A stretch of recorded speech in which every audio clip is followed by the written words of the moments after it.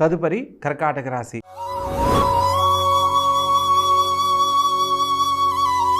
ఈ యొక్క కర్కాటక రాశి జాతకులకు తృతీయ స్థానంలో కేతుగ్రహ సంచారం ద్వారా తోడబుట్టిన వారితో సఖ్యతగా మెలగాలి. ముఖ్యమైన పనుల్లో తోడబుట్టిన వారి సలహా మేరకు ఏది పనిని ఆచరించినా అనేక రకాల విజయాలు పొందడానికి కారణమవుతుంది. అదేవిధంగా సప్తమ స్థానంలో రవి బుధులు శుక్రకుజులు సంచరిస్తున్న కారణంగా జీవిత భాగస్వామితో ఎటువంటి వాగ్వివాదాలకు వెళ్ళకూడదు.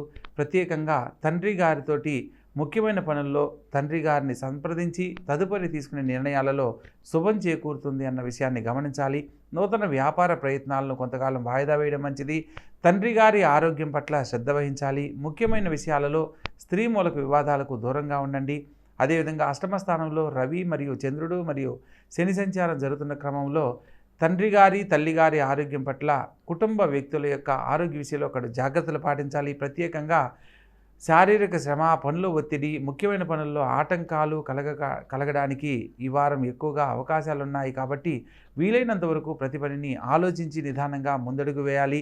భాగ్యస్థానంలో రాహుగ్రహ సంచారం ద్వారా ఉద్యోగం లేదని బాధపడుతున్న వారికి ఉద్యోగ లాభం పొందుతారు. ఉద్యోగంలో ఉన్నవారికి స్థిరమైన జీవితాన్ని పొందడంతో పాటు ఉద్యోగంలో ప్రమోషన్స్, ఇంక్రిమెంట్స్ పొందడానికి ఇది అనుకూలమైన కాలంగా చెప్పడం జరుగుతుంది.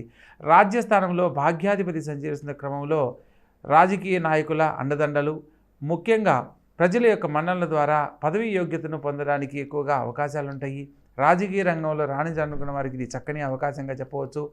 లాభస్థానంలోకి మారుతున్న చంద్రుని కారణంగా లగ్నాధిపతి లాభస్థానంలోకి మారే క్రమంలో తల్లిగారి సలహా మేరకు ఈ వారం చేసే ప్రతి పనిలో కూడా అనేక రకాల శుభాలు పొందడం జరుగుతుంది.